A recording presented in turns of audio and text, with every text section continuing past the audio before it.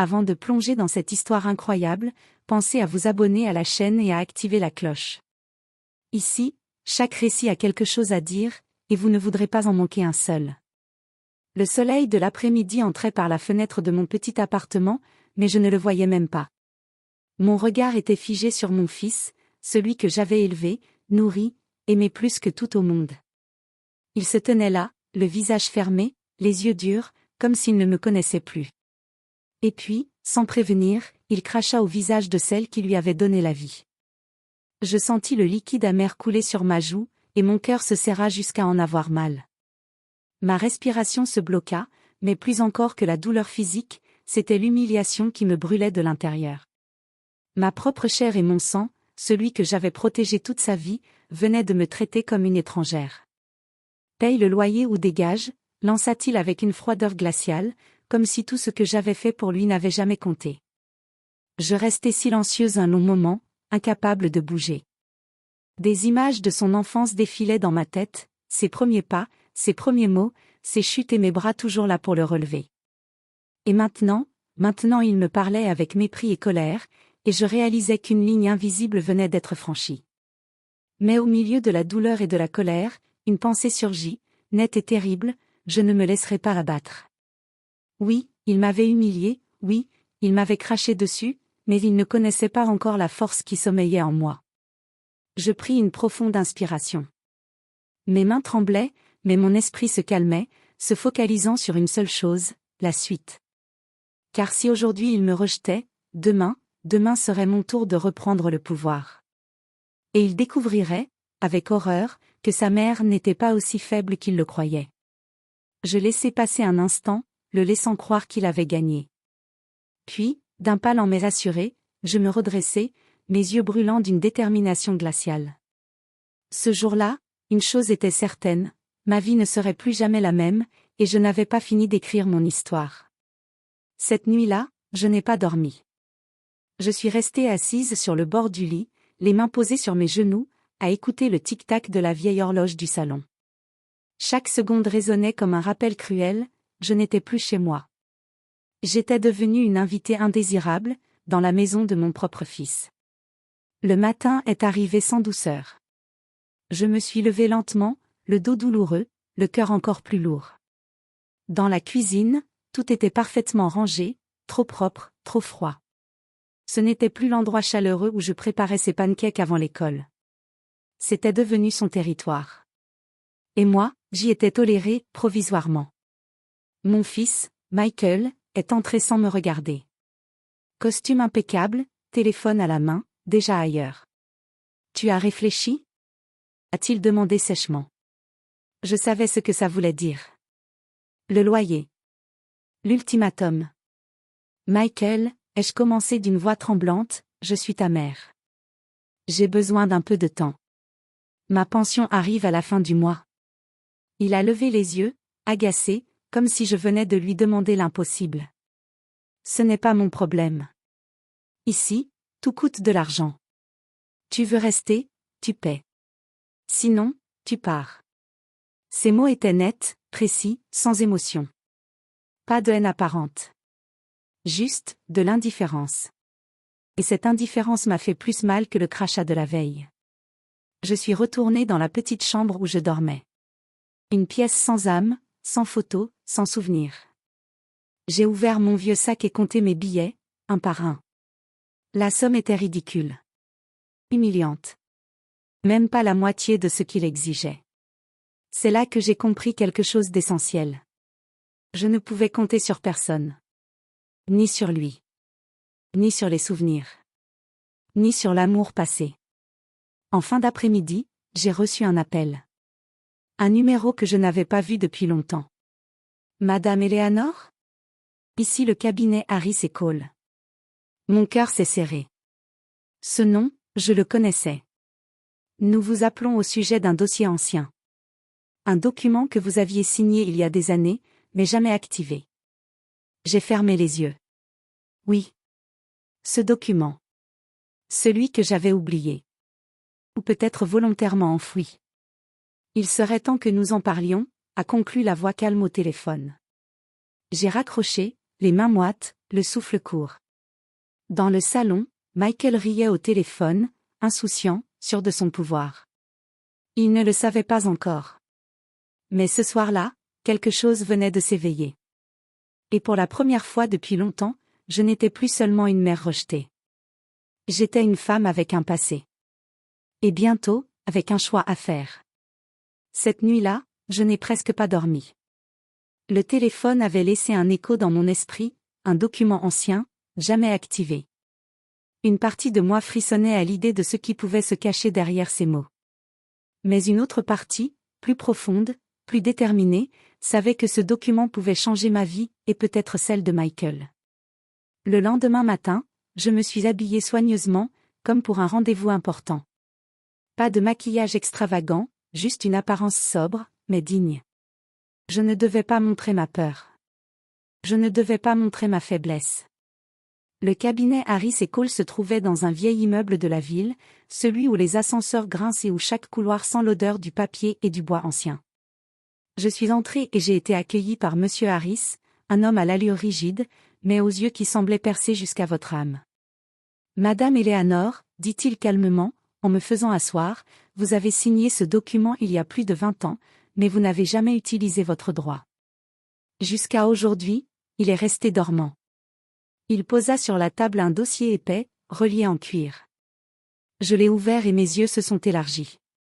C'était un testament oublié, un petit arrangement légal laissé par mon mari avant sa mort, un acte de propriété important, mais surtout, un pouvoir légal que Michael n'avait jamais soupçonné. Avec ce document, vous pouvez réclamer votre dû sur plusieurs biens et sommes que votre fils croyait acquis, expliqua Monsieur Harris, presque comme s'il savourait la surprise. Mon cœur battait la chamade. Tout ce qu'il m'avait pris, tout ce qu'il m'avait refusé, pouvait maintenant devenir un levier. Je pouvais reprendre ce qu'il avait pris pour acquis, et plus encore.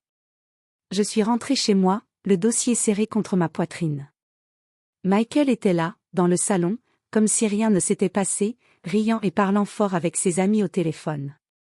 L'ignorance de sa mère, son mépris, sa cruauté, tout cela allait devenir sa faiblesse. Je me suis assise, tranquille. Et j'ai commencé à préparer mon plan. Pas de colère aveugle. Pas de vengeance brutale. Juste une stratégie précise, douce comme un sourire, mais mortelle dans son efficacité. Et pour la première fois depuis des années, je n'ai pas ressenti la peur. J'ai senti le pouvoir. Et Michael allait découvrir que l'on ne joue pas avec le cœur d'une mère impunément. Pendant plusieurs jours, je n'ai rien dit. Je me suis contentée d'observer. D'écouter. De noter chaque détail comme on le fait avant une tempête. Michael croyait que j'avais accepté ma place, silencieuse, humiliée, dépendante. Il me parlait à peine, laissait les factures sur la table bien en vue, comme un rappel constant de mon infériorité. Mais derrière mon calme apparent, tout avançait. J'ai rappelé le cabinet Harris & Cole. Une fois. Puis deux. Les signatures se sont enchaînées. Des copies certifiées ont été envoyées. Des notifications légales, discrètes mais irréversibles, ont commencé leur voyage vers les bonnes personnes. Je ne comprenais pas chaque terme juridique, mais je comprenais l'essentiel, le temps travaillait pour moi. Un soir, Michael est rentré plus tôt que prévu. Il a claqué la porte, jeté ses clés sur la table. « C'est toi qui as fait ça ?» Sa voix tremblait. Pas de colère pure cette fois. Non. De l'inquiétude. Je suis restée assise, un livre ouvert sur les genoux. « Fais quoi ?» ai-je demandé calmement. Il a brandi son téléphone sous mon nez. « La banque ? Ils disent qu'un bien est en réévaluation de propriété. Ça n'a aucun sens. » Je l'ai regardé enfin. Vraiment regardé. L'homme sûr de lui avait disparu. À sa place, il y avait un fils désorienté, paniqué à l'idée de perdre ce qu'il croyait acquis. « Tu devrais peut-être lire les petits caractères, Michael, ai-je dit doucement. Il a reculé d'un pas. « Tu sais quelque chose ?» Je me suis levée lentement. Mon dos me faisait toujours mal, oui. Mais ma voix, elle, était stable. Pendant des années, j'ai signé des papiers sans poser de questions. J'ai fait confiance. Aujourd'hui, je lis. Le silence est tombé comme une chape de plomb. Les jours suivants, les coups ont continué. Un rendez-vous bancaire annulé. Un appel de notaire qu'il n'attendait pas. Des chiffres qui ne correspondaient plus à ses certitudes. Michael dormait mal. Il devenait irritable. Méfiant. Et moi? Je reprenais lentement possession de quelque chose de plus précieux que l'argent, ma place. Un soir, alors que je rangeais calmement la vaisselle, il a lâché, presque à voix basse. Maman, on peut parler? Je me suis arrêtée. Pas retourner tout de suite. Parce que je savais. Je savais que le sol commençait à se dérober sous ses pieds. Et que le moment le plus difficile n'était pas encore arrivé. Le jour est arrivé comme une tempête silencieuse. Michael m'a appelé dans le salon, le visage fermé, les poings serrés. Cette fois, il n'y avait ni arrogance ni colère vide. Il y avait de la peur, de l'incompréhension, et un soupçon de respect, involontaire mais présent. On doit parler, sérieusement, a-t-il dit. Je me suis levée lentement, le dossier ancien serré contre moi comme un bouclier et une arme à la fois. Ses yeux cherchaient à percer ma façade, à deviner mes intentions. Mais je n'avais rien à cacher. Tout était prêt, organisé, irrésistible. Michael, ai-je commencé calmement, ce que tu appelles « perdre quelque chose » n'est pas une punition. C'est simplement la vérité qui se révèle. Il a ouvert la bouche, puis l'a refermée, incapable de répondre. Ses mains tremblaient légèrement.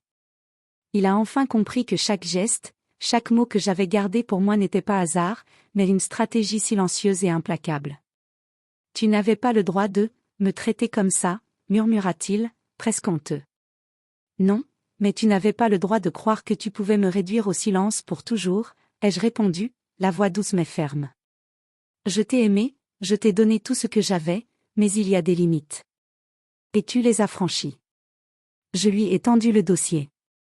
Ses yeux se sont écarquillés quand il a compris l'ampleur de ce que je tenais entre mes mains.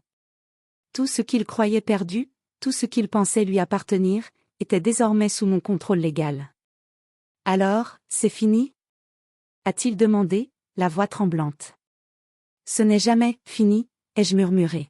« Mais ce qui est certain, c'est que maintenant, tu dois me regarder autrement. Et peut-être, commencer à respecter la femme que je suis, pas seulement la mère que j'ai été. » Michael a baissé les yeux, incapable de répondre. Il avait compris qu'il avait été arrogant, cruel et aveugle. Et qu'il ne pourrait jamais effacer cette leçon. Ce jour-là, je n'ai pas seulement repris ce qui m'appartenait. J'ai repris ma dignité.